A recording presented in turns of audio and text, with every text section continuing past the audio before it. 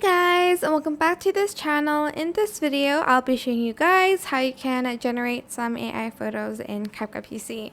So go to the media section, go to AI generated, and you're going to describe the sticker, the photo that you want to generate. So I'm going to type in retro skateboard 90s. I want it to be pink. I want everything to be pink. Maybe a little bit of green as well. What else? I'm just going to leave it like that, and I'm just going to press generate. You can also adjust the steps and the ratios here and the styles you want the image to be in.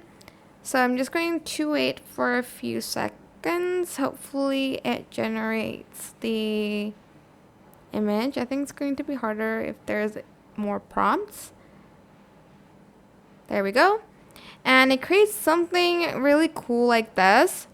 You can even go to the image that you like. For instance, this one. I like this one a lot. I like this one. You're going to select the HDR one, and it's going to make the image a little bit more high quality. This is just a preview. I mean, you can still add it, but I prefer pressing the HDR button to make it a little bit more high quality. So if I added that, as you can see, it's a little bit better than the one we had before, like so. Well, that is pretty.